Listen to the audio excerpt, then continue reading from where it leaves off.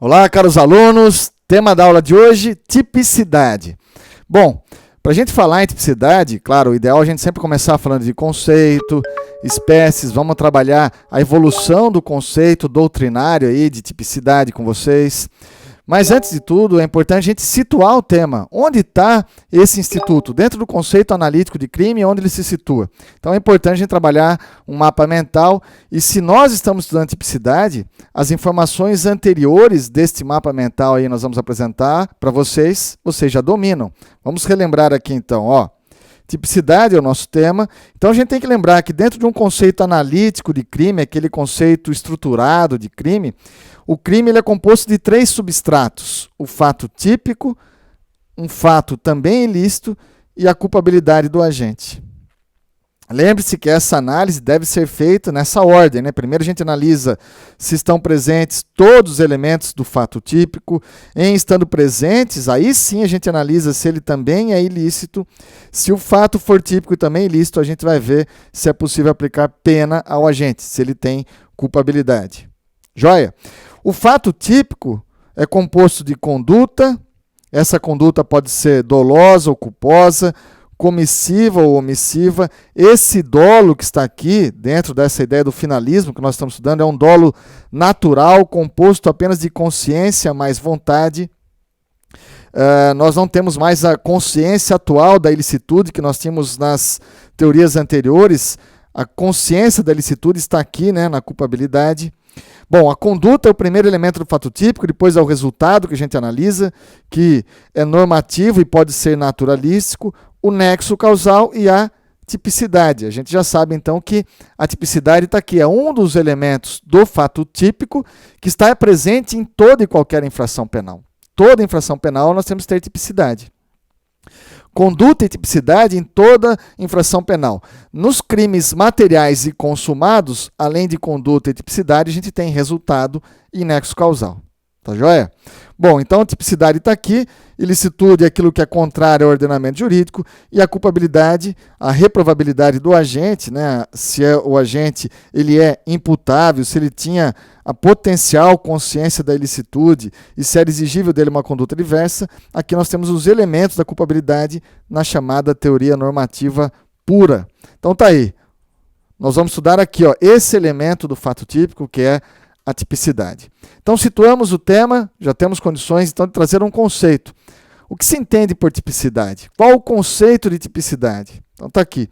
Tipicidade é um elemento do fato típico presente em todo e em qualquer infração penal, como nós falamos. Essa tipicidade ela deve ser analisada em 2 aspectos, né? 2 espécies de tipicidade a gente pode citar aqui. A tipicidade formal e a tipicidade material. Vocês se lembram disso? Quando há tipicidade formal, quando há tipicidade material, é possível a gente falar em tipicidade formal sem tipicidade material? É possível falar em tipicidade material sem tipicidade formal? Então, tipicidade formal é a relação de subsunção entre um fato concreto e um tipo penal. De forma mais simples, é aquele, vamos anotar o seguinte, ó, de forma mais simples ainda, é o juízo de adequação entre o fato e a norma. É aquela análise fato-norma que a gente faz. Então vamos verificar o fato que ocorreu no mundo fenomênico, né? No mundo que nós vivemos, no caso concreto. Vamos analisar aquele fato e verificar se aquele fato ele se encaixa perfeitamente numa norma penal incriminadora. Aí nós vamos ter a tipicidade formal. Se houver esse encaixe perfeito, tipicidade formal. Então é essa análise fato-norma, subsunção fato-norma, isso é tipicidade formal. Então, saquei minha arma de fogo, atirei no meu desafeto para matar, dei um headshot lá, atirei na cabeça, caiu, está lá um corpo estendido no chão. Temos tipicidade formal? Esse comportamento, ele se ajusta perfeitamente a um tipo penal incriminador? Sim, matar alguém, artigo 121 do Código Penal. Então temos tipicidade formal. Isso é suficiente, pessoal? Antigamente era suficiente, mas aproximadamente 20 anos que já foi deixado de lado apenas a tipicidade formal. Nós também precisamos da análise da tipicidade material para a gente dizer se há ou não tipicidade no caso concreto. E o que é tipicidade material? A tipicidade material, você já sabe, é a efetiva lesão ou um perigo de lesão ao bem jurídico. Então, nós temos que ter, pessoal, a tipicidade formal mais a tipicidade material. Nós temos que analisar se aquele fato que ocorreu no mundo fenomênico, ele se ajusta, se encaixa perfeitamente à norma penal incriminadora, temos tipicidade formal, e temos que analisar também se esse comportamento, além de encontrar uma correspondência no campo das leis, no plano abstrato, nas normas penais incriminadoras, se há uma efetiva lesão ou um efetivo perigo, se o crime for de perigo de lesão ao bem jurídico tutelado. Tipicidade formal e material. E essa análise ela é feita nessa sequência. Nós primeiro vamos analisar se há tipicidade formal. Se estiver presente a tipicidade formal, aí sim a gente analisa a tipicidade material. Tá? Não dá para a gente falar em tipicidade material sem que haja tipicidade formal. Beleza? Para a gente falar de tipicidade material, a efetiva lesão ou perigo de lesão ao bem jurídico tutelado, tenho certeza que você vai relembrar alguns princípios aí, né? Quais princípios que vêm à sua mente quando a gente fala em tipicidade material? Tem que chegar 3 aí à sua mente para você ser um concurseiro aí que está preparado. Vamos lembrar dos 3 aqui juntos? Ó, tipicidade material. A gente vai lembrar do princípio da lesividade ou ofensividade, da insignificância e da adequação social. Então, da lesividade ou ofensividade. O crime, para ser legítimo, tem que lesar ou, pelo menos, colocar um bem jurídico em perigo de lesão. Princípio da insignificância. Embora haja tipicidade formal, exclui-se a tipicidade material diante da ausência de efetiva lesão ou perigo de lesão ao bem jurídico tutelado. O caso aí de um furto de um sonho de valsa. O camarada subtraiu um sonho de valsa. Temos tipicidade formal? Sim. Esse comportamento humano que ocorreu no caso concreto, no mundo fenomênico, ele encontra um ajuste perfeito no artigo 155 do Código Penal. Subtrair para si ou para outra em coisa alheia móvel. Temos tipicidade formal. Temos tipicidade material? Será que a subtração de um sonho de valsa efetivamente causa uma lesão ao patrimônio do proprietário daquele estabelecimento? Claro que não, uma lesão insignificante. Então, não há tipicidade material. Embora haja tipicidade formal, não vai haver tipicidade material. Logo, o fato é atípico, não há crime. Da mesma forma, adequação social. No princípio da adequação social, não pode ser considerado criminoso o comportamento humano que, embora tipificado em lei, veja, pressupõe a tipicidade formal, né? Assim como aqui, ó, temos tipicidade formal, mas nós não vamos ter a tipicidade material. Não vai afrontar o sentimento social de justiça nesse caso. Então, trotes acadêmicos moderados, a mãe que fura a orelha da bebê para colocar um brinco, etc. Então, tanto o princípio da insignificância quanto da adequação social são causas, é uma causa supralegal, porque não prevista em lei, de exclusão da tipicidade material. Aqui, causa supralegal de exclusão da tipicidade material. Joia? Então, ó, trabalhamos com vocês o conceito de tipicidade, trabalhamos com vocês as espécies, tipicidade formal, tipicidade material. Você já sabe que nós temos que ter as duas e que é uma análise que deve ser feita, realizada dentro dessa sequência lógica. Primeiro a gente analisa se o fato que ocorreu no mundo concreto, ele encontra uma correspondência no plano abstrato, no mundo das leis, das normas penais incriminadoras. Depois, em havendo essa tipicidade formal, aí sim a gente analisa se há tipicidade material. Agora uma perguntinha para vocês. Olha, o que vocês diriam nesse caso aqui? Ó? O que vem a ser o direito penal quântico? Puta, essa aqui é pesada, né? O que vem a ser o direito penal quântico? O que tem a ver com tipicidade, afinal de contas? Pessoal, o direito penal quântico, está aqui a resposta, ó, é aquele que não se contenta com a mera relação de causalidade física, estamos no campo do nexo causal, exigindo também análise do nexo normativo, a imputação objetiva, e da tipicidade material a serem aferidos pelos operadores do direito no caso concreto. Então, se cai na sua prova, o que vem a ser um direito penal quântico?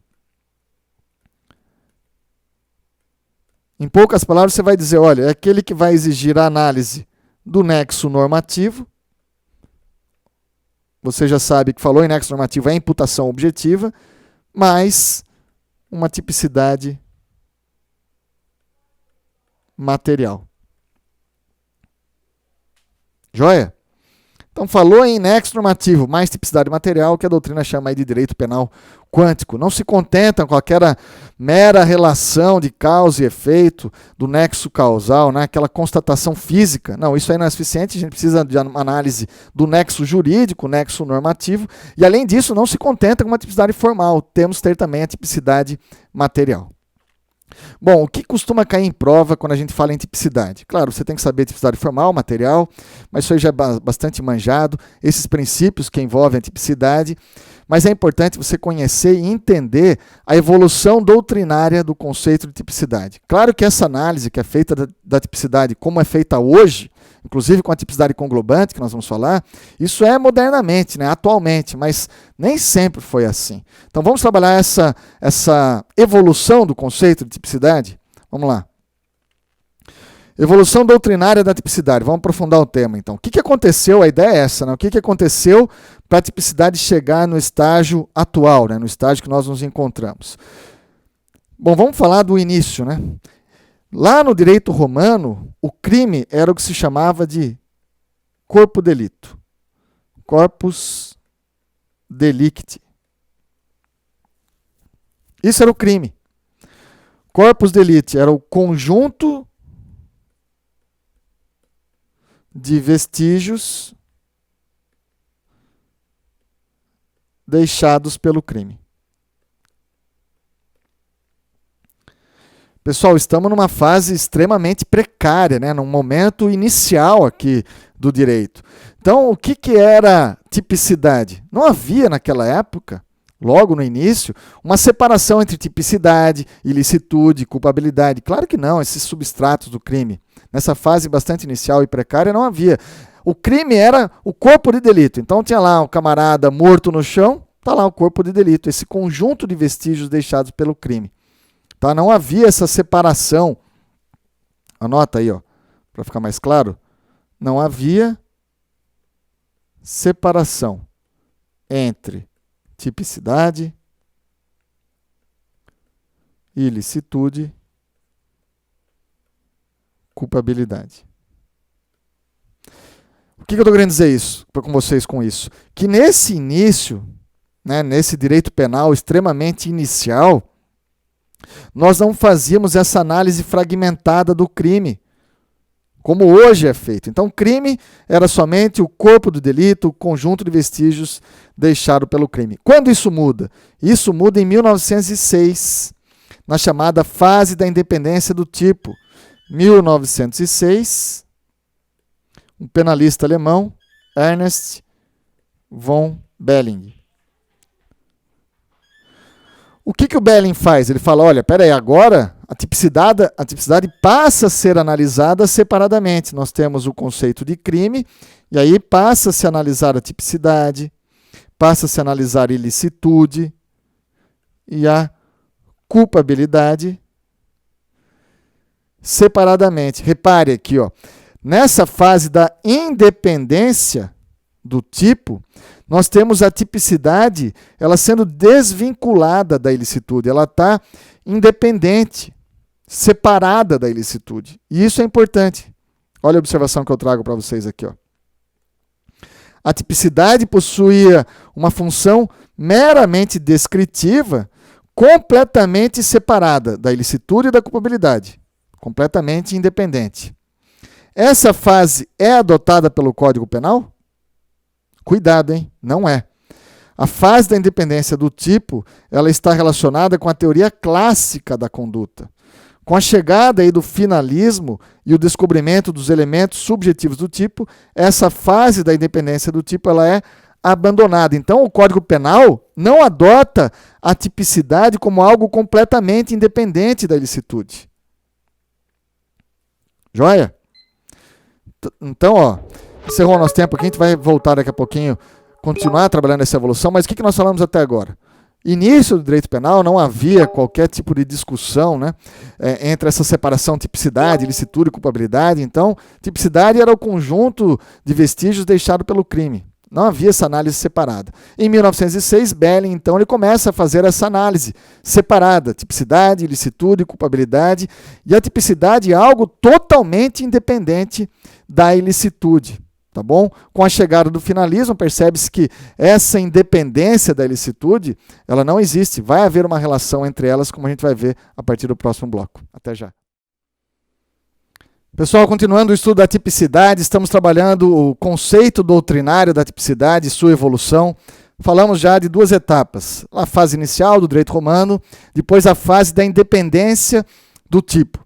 Agora chegou o momento de a gente trabalhar o caráter indiciário da ilicitude. Então, a terceira fase é chamada de fase do caráter indiciário da ilicitude, 1915 agora, outro penalista alemão, Max Ernst Mayr, ele desenvolveu uma nova teoria, chamada, então, a teoria indiciária, o caráter indiciário da ilicitude. Vocês vão encontrar aí doutrina chamando de teoria da ratio cognoscendi.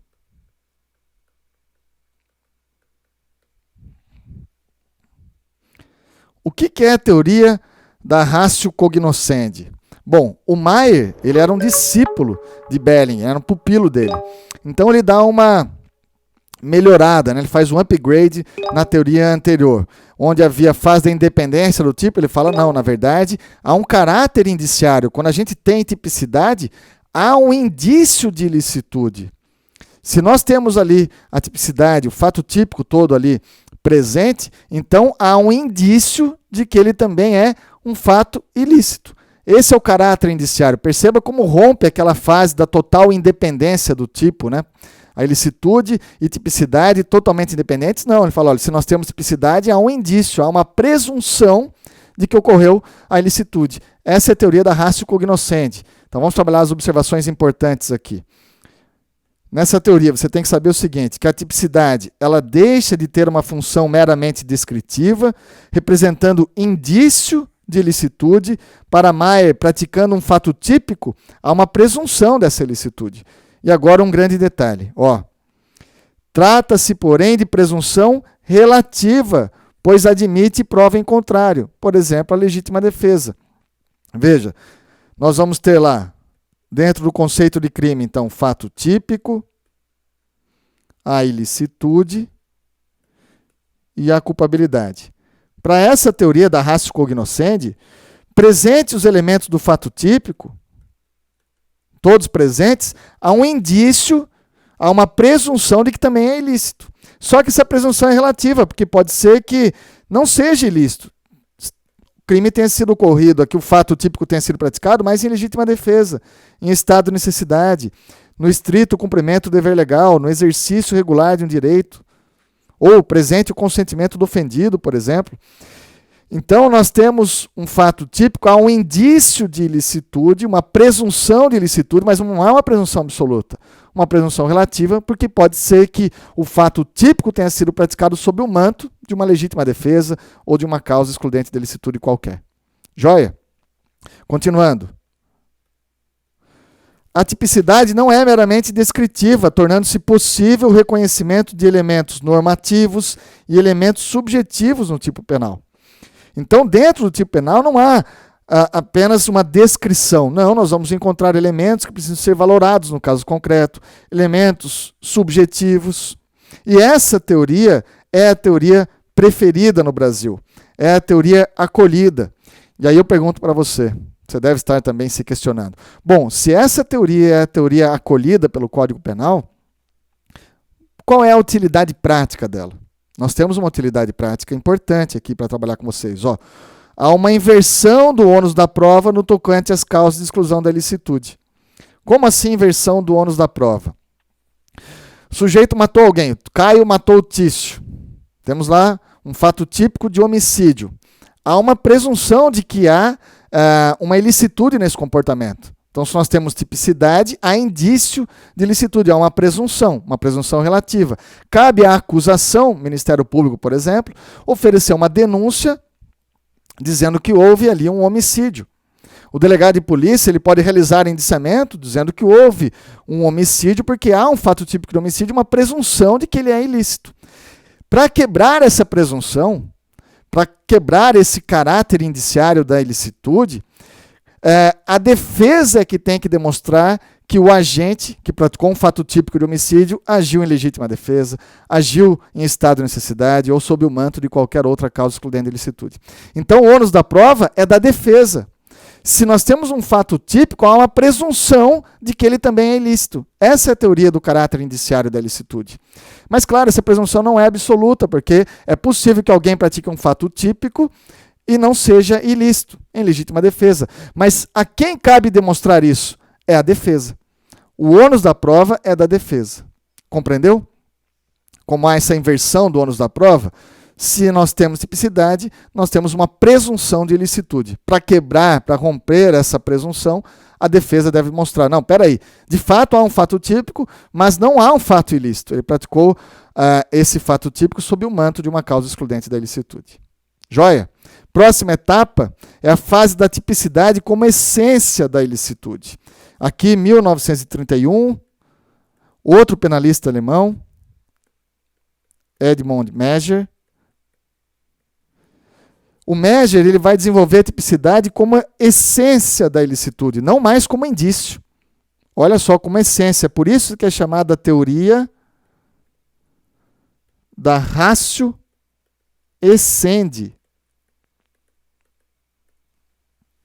Ratio essendi. Tipicidade como essência da ilicitude significa que nós temos aqui, a tipicidade, segundo ele, é uma ilicitude qualificada. Surge o que se chama aí de injusto penal. O que seria o injusto penal? Segundo o Meger, injusto penal seria a tipicidade mais a ilicitude. Então, a tipicidade como essência da ilicitude. A gente analisa tudo como se fosse uma coisa só. É uma análise em conjunto. Tipicidade mais ilicitude. Se eu tenho tipicidade, eu também preciso ter ilicitude. Se o fato for lícito, ele será atípico. Percebeu? Se o fato for lícito, ele vai ser atípico. A ilicitude faz parte da tipicidade. Elas estão juntos. É um injusto penal. Tipicidade e ilicitude estão juntos. Então, deixa eu apagar aqui para escrever. O crime seria composto do injusto penal mais a culpabilidade. Porque no injusto penal a gente tem aqui a tipicidade mais a ilicitude. Então a gente vem lá do direito romano, período precário, não fazíamos uma análise separada dos substratos do crime. Tipicidade era um conjunto de vestígios deixado pelo crime. Depois a gente vem para outra etapa, onde aí sim a fase da independência, né, do tipo. Então, tipicidade, ilicitude, culpabilidade sendo analisados de forma separadas e totalmente independentes aqui. Terceira etapa, o caráter indiciário da ilicitude. Tipicidade sendo um indício de ilicitude, havendo uma presunção relativa de indicitude. E agora, na quarta etapa, tipicidade e ilicitude juntos, uma essência. Se o fato for lícito, ele é atípico. Compreendeu? Esse injusto penal, tipicidade, ilicitude mais culpabilidade. Segundo essa teoria da ratio essendi, que não é adotada, nós vimos que nós adotamos a ratio cognoscendi. Tipicidade, ela traz uma presunção, um indício de ilicitude. E aí nós temos a próxima etapa. Aqui está só o conceito, né? Tipicidade não era mero indício, mas a sua própria essência, daí o nome ratio essendi, não haveria tipicidade sem ilicitude. A próxima etapa, a fase dos elementos negativos do tipo. O que seria isso? Na fase dos elementos negativos do tipo, ela está ligada à teoria anterior. Parte da premissa da teoria anterior, ou seja, toda conduta típica é ilícita. No entanto, para essa teoria, as causas excludentes da ilicitude compõem o tipo penal como seus elementos negativos. Então, veja, se estamos falando de injusto penal, né? As teorias aqui 4 e 5, elas partem da mesma premissa. Então nós temos um injusto penal. Se o fato é típico, ele também é ilícito. Se o fato ele for lícito, ele é atípico. Então tipicidade e licitude, uma essência só, uma coisa só. E aí ela vai dizer, olha, nesse tipo penal, nós vamos ter os chamados elementos negativos no próprio tipo penal. Como assim elementos negativos? Ó, se fosse adotada a teoria da ratio essendi dos elementos negativos do tipo, por exemplo, o artigo 121 do Código Penal, o homicídio, ele teria a seguinte redação: matar alguém, que nós sabemos que é isso que nós temos, mas todo o tipo penal incriminador, nós teríamos que ter isso, ó, salvo em legítima defesa, salvo em estado de necessidade, salvo no exercício regular de direito e salvo no estrito cumprimento do dever legal. Então nós teríamos aqui as causas excludentes da ilicitude, ou seja, os elementos negativos do tipo,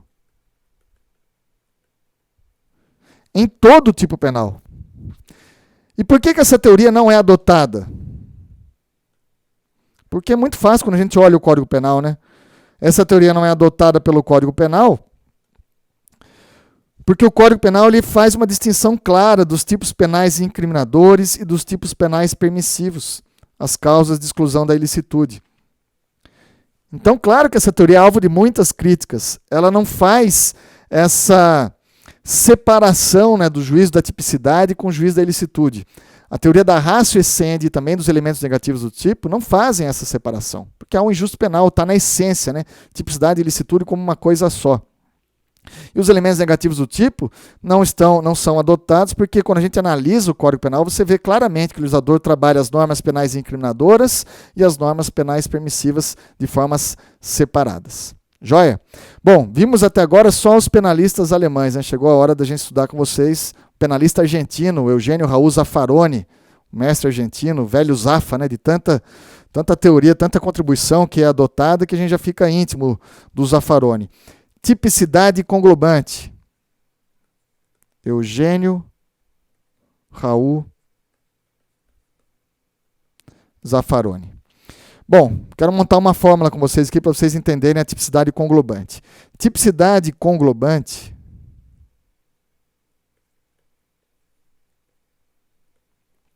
nada mais é do que a chamada tipicidade legal mais a antinormatividade. O que é essa tipicidade legal? Isso aqui você já sabe. Tipicidade legal é o tipo penal. Aquela individualização que a lei faz da conduta. Agora, tipicidade conglobante é algo que vai além da tipicidade, né? Vai englobar algo a mais. Justamente a antinormatividade. Tá, mas o que seria essa antinormatividade aqui? Anota. Antinormatividade é a contrariedade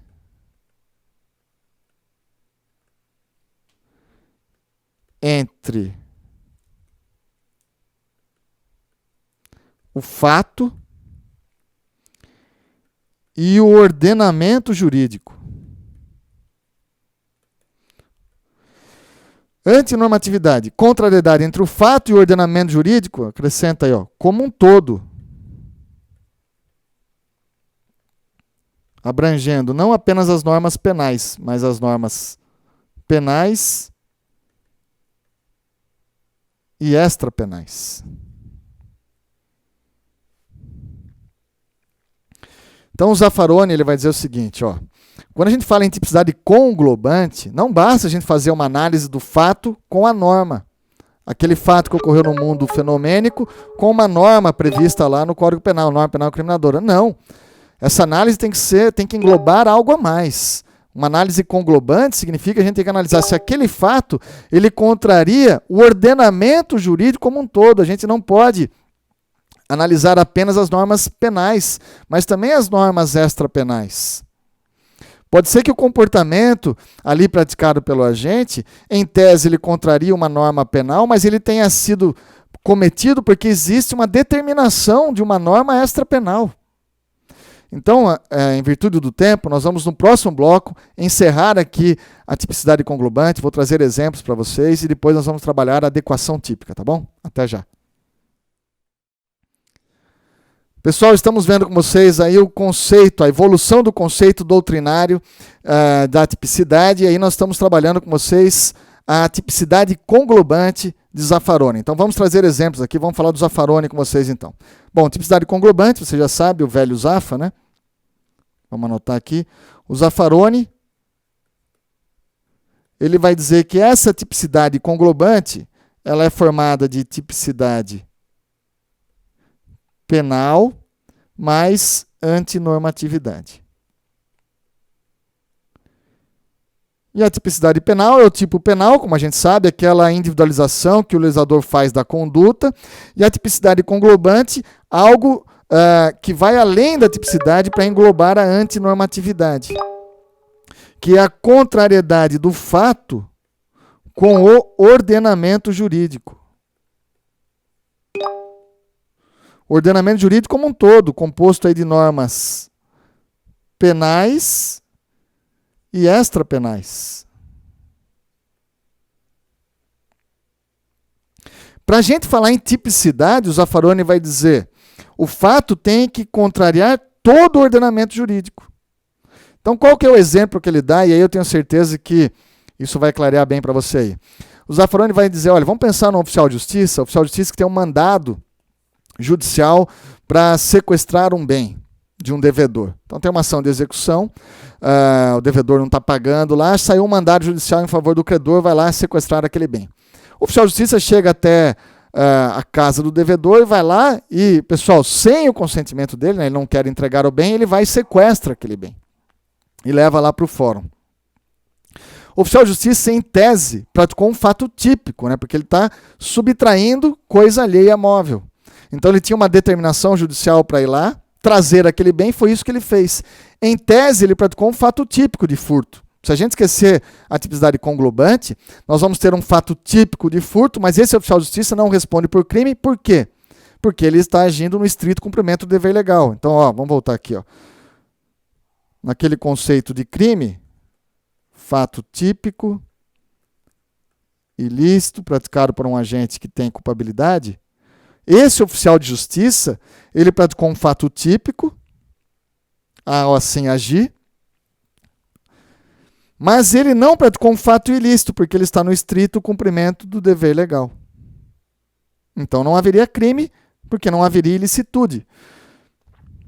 Mas aí vem o Zaffaroni e vai falar, mas peraí, isso é uma sacanagem com o oficial de justiça. Você apontar o dedo para ele e falar, olha, você praticou um fato típico aí de furto, só que você não responde por crime porque você está no estrito cumprimento do dever legal. Imagina ele falar, mas peraí, eu pratiquei um fato típico, mas eu tenho uma ordem judicial.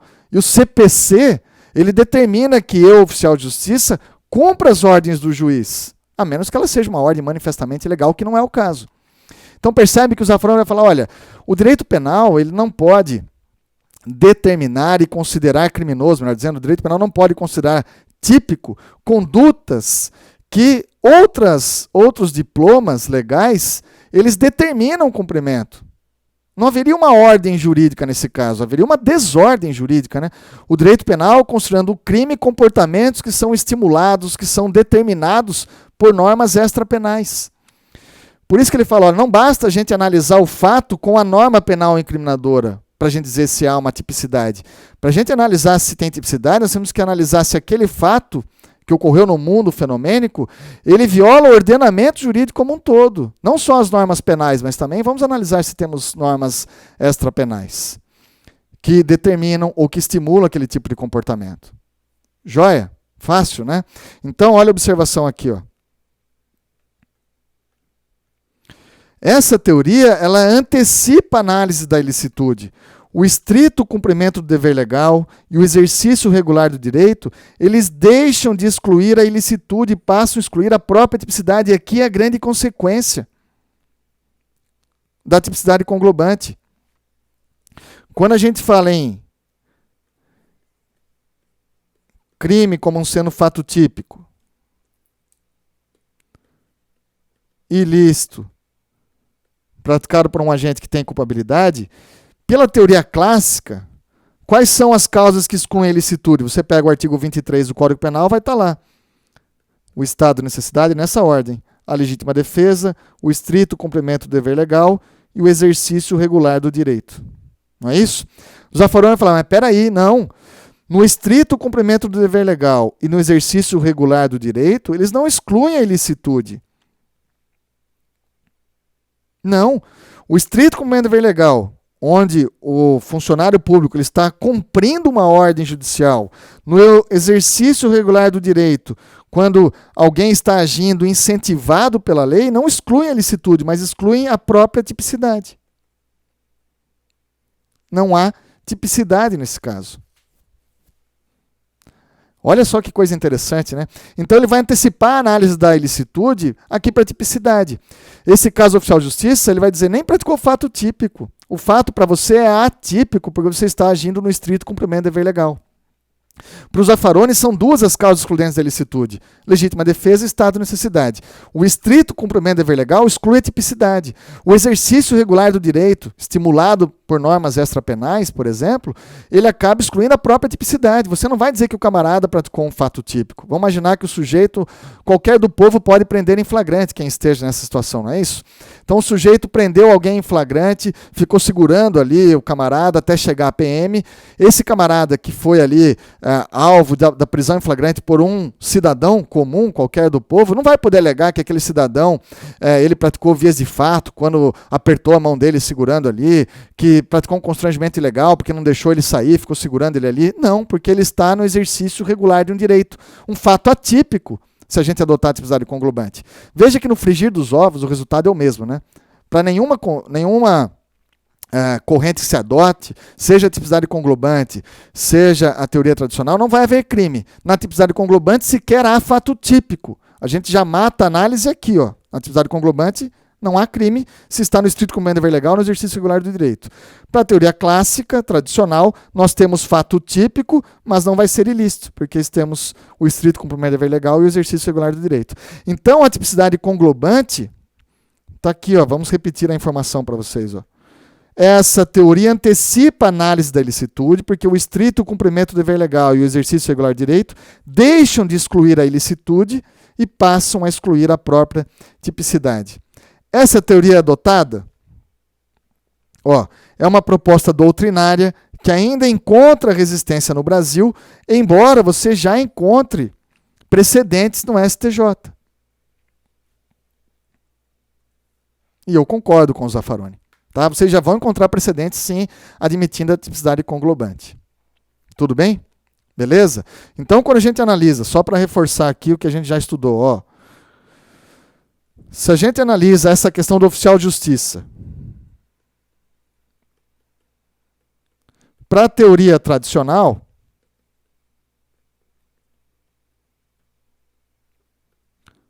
ele praticou um fato típico, mas não ilícito, porque está no estrito cumprimento do dever legal. O estrito cumprimento do dever legal, para a teoria clássica, exclui a ilicitude. Tipicidade conglobante. Também não há crime. Mas para a tipicidade conglobante, o fato sequer é atípico. O fato é atípico. Veja que o resultado vai ser o mesmo, não há crime. O que muda é o enquadramento. Se a gente lembrar da imputação objetiva,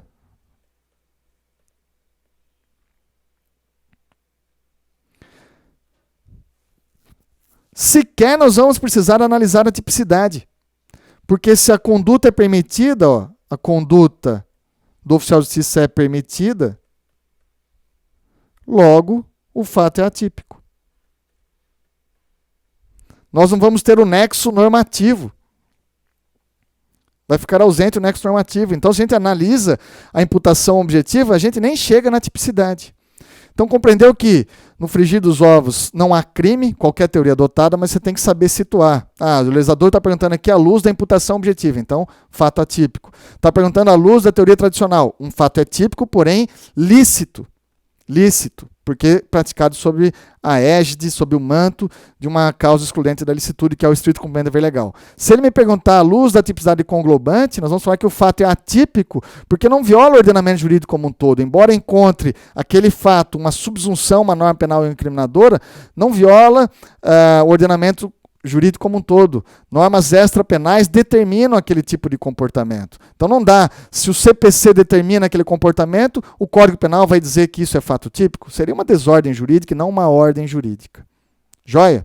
Então aí finalizamos essa evolução doutrinária do conceito de tipicidade. O que eu quero trabalhar com vocês agora? Adequação típica. Tema importante também, ó. Nada mais é do que a tipicidade colocada em prática, tá? No fundo nós vamos ver aqui que a adequação típica está ligada à tipicidade formal. Bom, quais são as espécies de adequação típica? Nós temos a adequação típica imediata ou de subordinação imediata. Aqui, ó, o fato se encaixa diretamente no tipo penal, não há necessidade de utilização de outra norma penal. Isso é bem tranquilo, né? O sujeito matou alguém, no caso concreto, você vai lá no artigo 121, está escrito lá, matar alguém. Adequação típica imediata ou de subordinação imediata. O delegado de polícia vai instaurar inquérito policial, na portaria ele coloca que o investigado, então, em tese, praticou o crime descrito no artigo 121 do Código Penal. O MP, ao oferecer denúncia, ele vai dizer que está oferecendo denúncia em tese pela prática do artigo 121 do Código Penal. Quem olha ali escrito 121 já sabe, temos aqui um tipo penal de homicídio. Então é esse encaixe perfeito entre o fato e a norma, isso é adequação típica imediata, né? Lembra daquele brinquedinho que bebê usa, que tem uma caixinha lá com um buraquinho redondo, outro um triângulo, outro uma estrelinha, e daí tem a estrelinha que ele tem que encaixar no lugar certo, né? O triângulozinho no lugar certo. Quando ocorre esse encaixe perfeito, isso é a tipicidade formal. O fato se ajustando perfeitamente à norma penal incriminadora. Beleza? Agora, a adequação típica ela pode ser ainda mediata ou de subordinação mediata. Como assim mediata ou subordinação mediata? Nesse caso, o fato ele não se encaixa diretamente no tipo penal, a gente precisa de uma outra norma. Essa outra norma ela é chamada de norma de extensão ou norma complementar da tipicidade. Então, não basta a gente colocar uma única norma, porque não é uma subordinação imediata, uma adequação típica imediata. Nós vamos precisar de mais de uma norma que complemente a tipicidade, de uma norma de extensão. E nós temos 3 tipos de normas de extensão no Código Penal. Vamos lá. Primeira tentativa, veja. O artigo 14, inciso 2 do Código Penal, a tentativa é uma norma de extensão. Por que a tentativa é norma de extensão? Repare, eu atirei para matar meu desafeto. Atirei para matar. Se eu acertar o tiro, artigo 121 do Código Penal, beleza, adequação típica imediata. Se eu errar o tiro, basta eu colocar na minha portaria de instauração, o MP na denúncia, o juiz na sentença, 121 do Código Penal? Não, né? Nós temos que utilizar uma outra norma, uma norma complementar da tipicidade, uma norma de extensão. O artigo 14, inciso 2, que anuncia a tentativa. Então nós temos que colocar aqui, ó, na portaria, você vai encontrar assim, na denúncia do MP, artigo 121, combinado com outra norma, artigo 14 e 2, ambas do Código Penal. Aí sim, quando você lê isso, você fala, ó, temos uma tentativa de homicídio. É uma norma de extensão temporal, da conduta. Permite a aplicação da lei penal ao momento anterior à consumação. Então, a tentativa ela tem essa natureza jurídica, norma de extensão temporal. Outra espécie, a participação, artigo 29 do Código Penal. Quem, de qualquer modo, concorre para o crime incide nas penas a este combinadas na medida de sua culpabilidade. Estamos diante de uma norma de extensão, agora, pessoal. Veja, se eu colocar na minha portaria que estou instaurando um crime para apurar o artigo 121 do Código Penal, você olha assim e você fala, aqui estamos diante de um homicídio.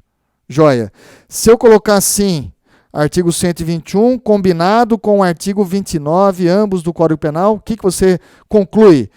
Que nós temos um homicídio que foi praticado em concurso de agentes. Mais uma pessoa praticou um homicídio. Percebe como uma norma de extensão, agora pessoal, mais uma pessoa praticando o crime? Você precisa dessa norma, porque sozinho aqui, ó, você não diz que tem mais de alguém praticando o delito. O artigo 29 do Código Penal, ele permite a aplicação da lei penal para pessoas diversas de autores e coautores. Você sabe que tem partícipe na jogada. E a última norma de extensão está aqui, a omissão penalmente relevante. O artigo 13, parágrafo 2º, também uma norma de extensão da conduta. Por quê? Veja, se eu coloco na portaria, artigo 121 do Código Penal, o juiz coloca isso na sentença, o que você conclui? Você vai deduzir que teve um homicídio praticado por uma pessoa. Se você coloca artigo 121 do Código Penal, combinado com o artigo 13, parágrafo 2º do Código Penal, você fala, opa, peraí, aqui eu tenho um homicídio que foi praticado por omissão.